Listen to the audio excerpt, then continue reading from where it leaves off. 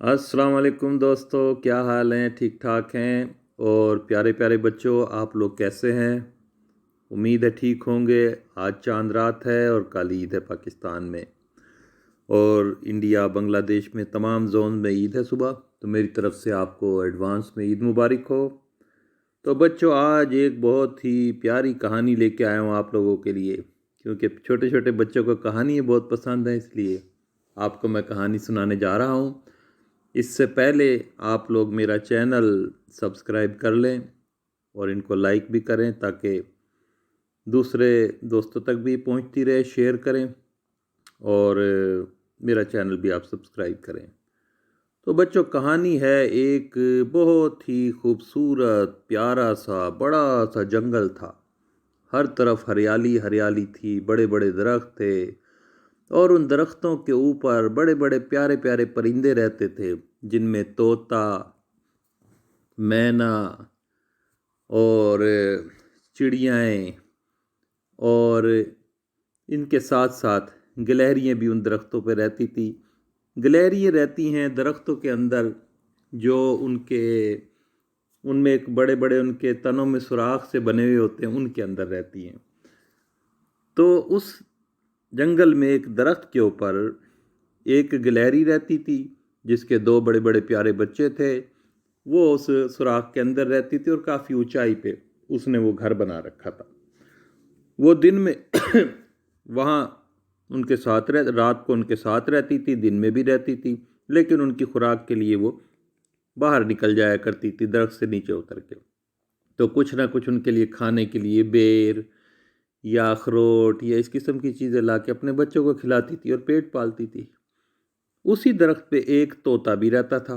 उस तोते का भी वहीं पे घोंसला था। तो वो तोता और गुलहरी आपस में बड़े अच्छे दोस्त थे और बातें बातें करते रहते थे। एक दिन का जिक्र है, गिलहरी जो थी वो कहने लगी, तोते भाई, मैं जा रही हूँ अपने बच्चों के लिए कोई खाना पीना लेने, आप ज़रा मेरे बच्चों का ख्याल रखना। तोते ने कहा, हाँ हाँ, कोई बात नहीं, बेफिक्र होकर जाओ बहन, मैं इनका ख्याल रखूँगा। यूं गिलहरी रवाना हो गई। होता क्या है कि अचानक से बादल बनते हैं, घटा छाती है और तेज हवाएं आंधी चलना शुरू हो जाती हैं। तो तोता जब देखता है दरख्त पे बैठे बैठे, तो वो बच्चों से कहता है, गिलहरी के बच्चों से, देखो बच्चों, बिल्कुल अपने अपने इस घर में से बाहर ना निकलना। ऐसा ना हो कि तूफानी हवा में तुम कहीं गिर के या दूर जा पड़ो, तो तुम्हारी माँ परेशान होगी और मर भी सकते हो। लिहाजा तुम अपने घर में रहो, इस दरख्त का जो सुराख है उसके अंदर ही रहना, इससे बाहर ना निकलना। वो बच्चे कहते हैं, जी चाचू, हम नहीं निकलेंगे, आप बेफिक्र हो जाएं। वो बेचारे सहम के अंदर बैठ जाते हैं। अचानक आहिस्ता आहिस्ता आहिस्ता वो तूफान इतना तेज़ी से बढ़ता है कि खूब मिट्टी उड़ती है और जनाब हवाएं तेज़ चलती हैं। इस घबराहट के अंदर तोता भी क्या करता है, जल्दी से डाल पे से उड़कर और अपने घोंसले में घुस जाता है और वहाँ सहमा हुआ बैठा होता है। लेकिन उसकी नज़र बच्चों के सुराख पे ही होती है, दरख्त के तने के सुराख पे। क्या देखता है कि अचानक एक ज़ोर से झक्कड़ चलता है हवा का, और एक उसी दरख्त की बहुत बड़ी डाली टूटती है। और वो डाली टूटते गिरते गिरते, कुदरत का करना कि वो बच्चों का जो सुराख होता है जिसके अंदर वो बच्चे होते हैं गिलहरी के, वो डाली टूट के आके उसमें फंस जाती है बजाय नीचे गिरने के। इस तरीके से जो गिलहरी के बच्चे होते हैं, वो जिस तने में होते हैं, वो सुराख बंद हो जाता है। तोता बहुत परेशान होता है, टैं टैं टैं टैं करता है, लेकिन कौन सुने उसकी उस तूफान में। खैर, कोई घंटे एक में वो तूफान आहिस्ता आहिस्ता थम जाता है और वो हवाएं भी बंद हो जाती हैं। तो देखता है, इधर उधर नज़र मारता है, तो वो गिलहरी जो होती है, जो बच्चों की माँ होती है, वो आती है, मुंह में बेर का दाना होता है उसके, वो लेके दरख्त पे चढ़ती है। तो वो जब देखती है तने का मुंह बंद, तो कहती है, हाय हाय, मेरा तो घर बंद हो गया, मेरे बच्चे मर गए होंगे अंदर, उन्हें सांस कैसे आ रहा होगा। एकदम तोता बाहर निकलता है, कहता है, गिलहरी बहन, तुम्हें तो पता ही है तूफान आया था और ये डाली टूट के इसमें फंस गई है, इसका कुछ हल करो। वो बेचारी छोटी सी जान होती है, उससे कहाँ वो डाली हटती है। خیر وہ درخت پہ سے نیچے اترتی ہے، تیزی سے نیچے آتی ہے، دیکھتی ہے تو وہاں ایک ہرن آ رہا ہوتا ہے۔ کہتی ہے ہرن بھائی کچھ کرو، میرے اس بچے کا کسی طرح حل نکالو۔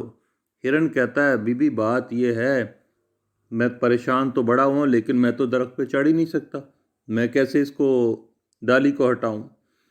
اتنے کے اندر جناب ایک زرافہ آ رہا ہوتا ہے جس کی گردن کافی لمبی ہوتی ہے۔ گلہری پریشانی میں اس کے پاس بھاگتی، کہتی زرافے بھائی میری مدد کرو، یہ ڈالی نکالو تاکہ میرے بچے بچ جائیں۔ وہ کہتا ہے گلہری بہن میری گردن ضرور لمبی ہے لیکن یہ تو درخت بہت اونچا ہے، اس پہ میں کیسے چڑھ سکتا ہوں۔ ابھی اسی سوچ میں ہوتے ہیں کہ اچانک جناب وہاں پہ ایک بہت بڑا بھالو وہ چلا آ رہا ہوتا ہے، کالے رنگ کا بھالو ہوتا ہے، وہ چلا آ رہا ہوتا ہے جسے ہم ریچھ بھی کہتے ہیں۔ جب وہ درخت کے پاس پہنچتا ہے تو کیونکہ سب کو پتہ ہے ریچھ جو ہے وہ درخت پہ بھی چڑھ جاتا ہے، تو گلہری اس کی منت کرتی، کہتی ہے بھالو بھائی میرے بچے مر جائیں گے، وہ ڈال پھنس گئی ہے، آپ اسے نکال دیں۔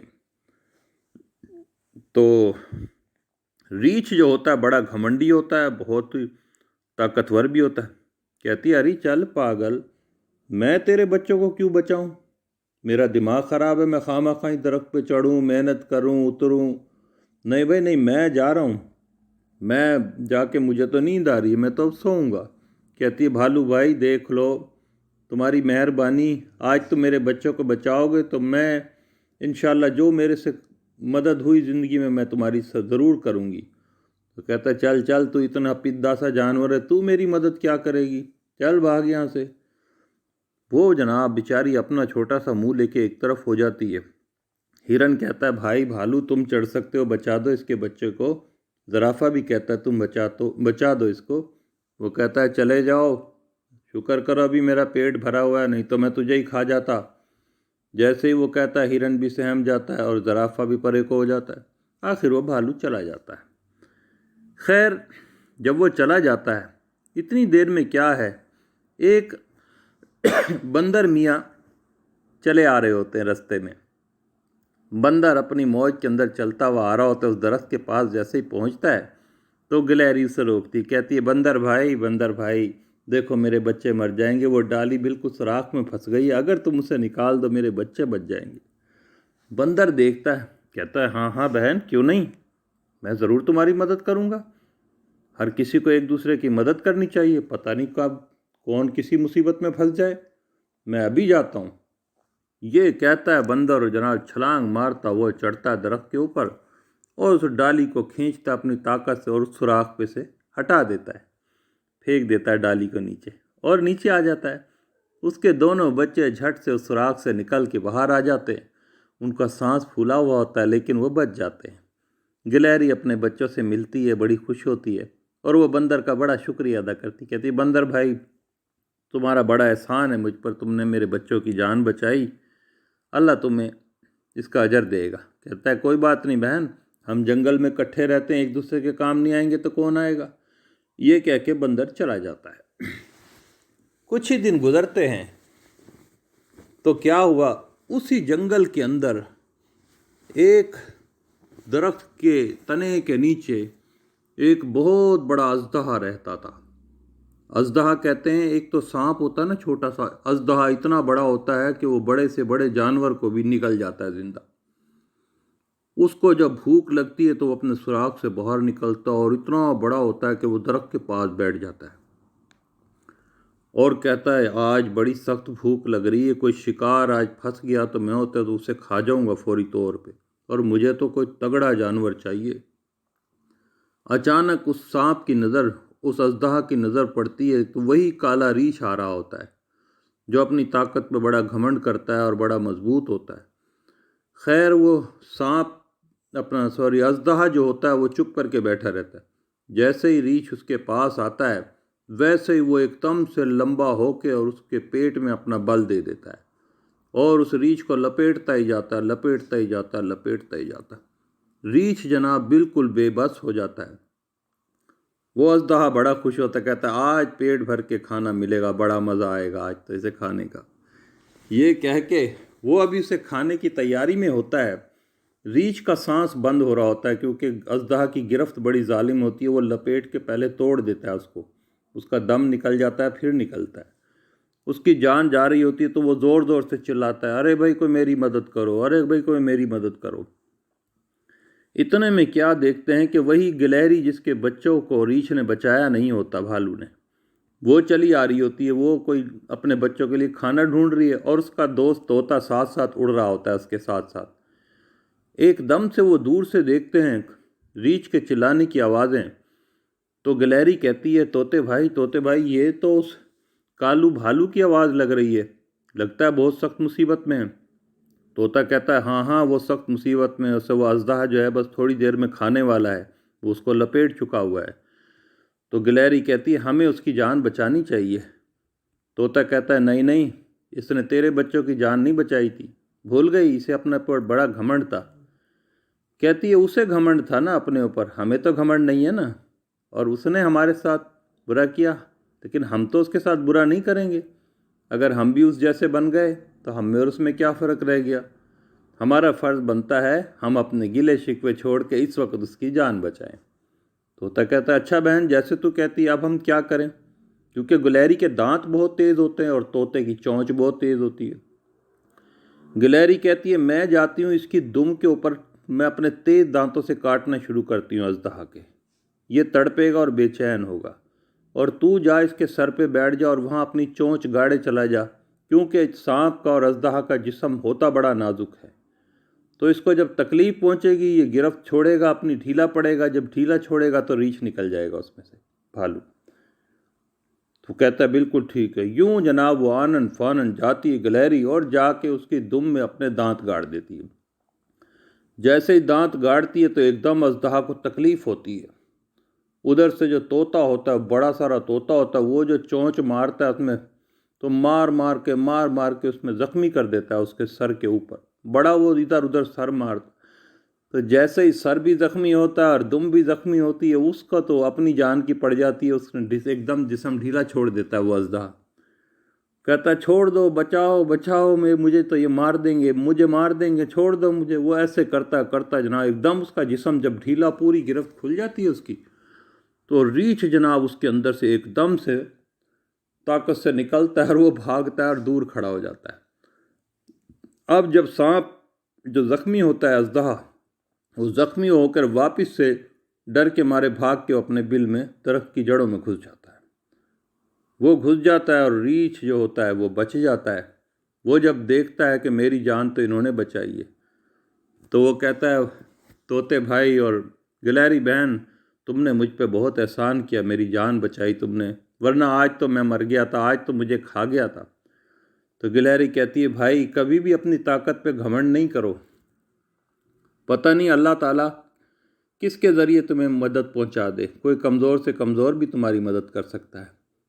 تو بھالو کہتا ہے ہاں بہن مجھ سے بہت غلطی ہو گئی، میں آج احساس ہے مجھے اپنی غلطی کا، اور زندگی میں آئندہ میں کبھی ایسی غلطی نہیں کروں گا اور میں سب کے کام آیا کروں گا۔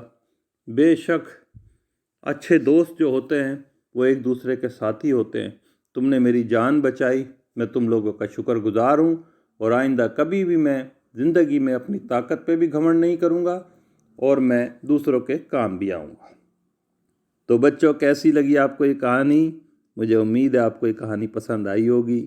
اس کہانی سے ہمیں سبق یہ ملتا ہے کہ ہمیشہ اپنے دوستوں کے ساتھ دوست بن کے رہو، اگر کبھی کبھار کسی دوست سے غلطی ہو جائے تو اس کی اچھائیوں کو یاد کرو کہ اس میں اچھائییں بھی ہیں، اور اس کی اس غلطی کو درگزر کر دو، ٹھیک ہے نا؟ اللہ تعالیٰ نے ہمیں فرمایا ہے کہ معاف کر دو، جو معاف کر دیتے ہیں وہ اللہ کے پیارے بندے ہوتے ہیں۔